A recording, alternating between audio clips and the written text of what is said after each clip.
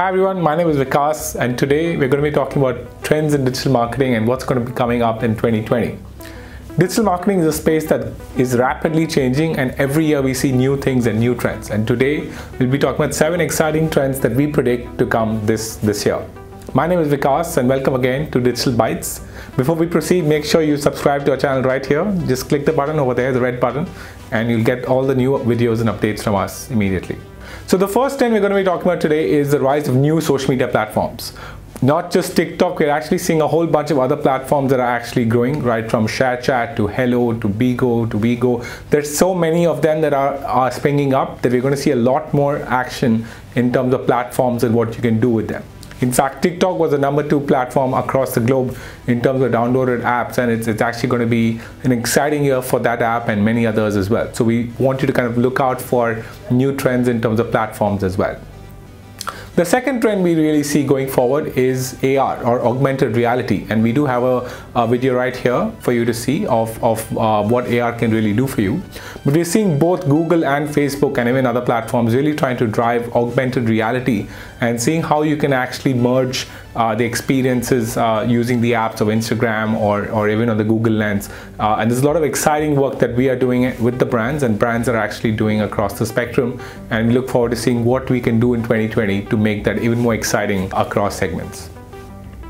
The third trend we're really seeing is in terms of voice, and voice not just to search things but also to actually buy things. So voice for e-commerce or commerce as we call it.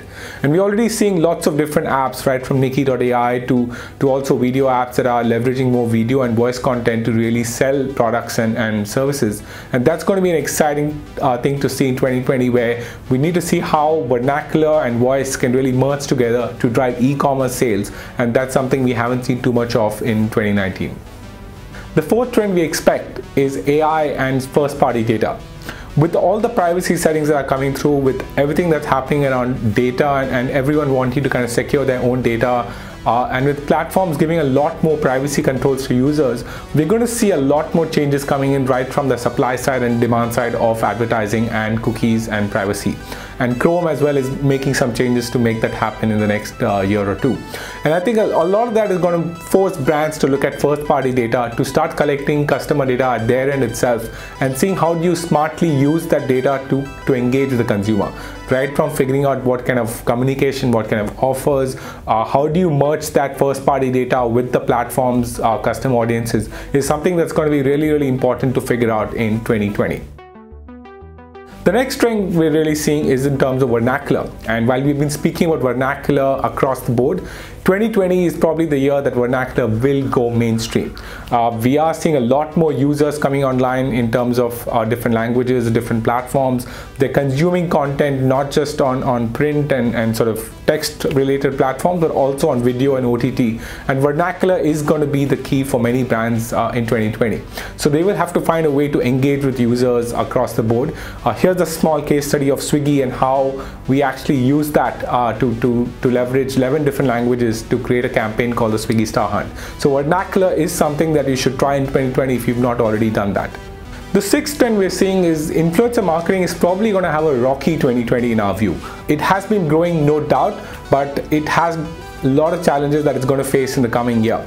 One primary challenge is the Advertising Council of India has said that there are going to be rules against how you're going to use influencer marketing and how you need to be transparent with users about it. So there is going to be a lot of change that's going to come from that angle.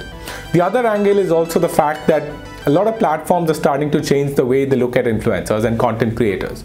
Instagram, as you probably know, is looking at removing the like counts and removing the data that you can see from the post. So a lot of this is going to start impacting influencers, but I think influence marketing is not dying. But it's definitely going to have a rocky year, and we're going to see how we can really leverage data and leverage, authentic, real content to drive better results on influencer marketing.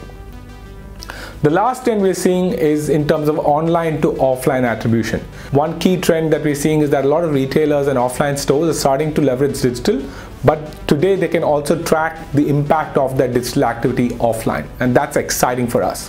What we've done for many brands is also to look at how do you track what we call offline store visits, and this can be done in two different ways. One is Google has a Google store visit product where you can actually track people who have engaged with you either on display or YouTube or search, and actually then walked into your store. And that's a fantastic product they launched last year in India, and we're seeing some amazing results for that. You can see a quick study of Malabar Gold right here on how we drove multiple lakhs of store visits for them through a campaign that we did.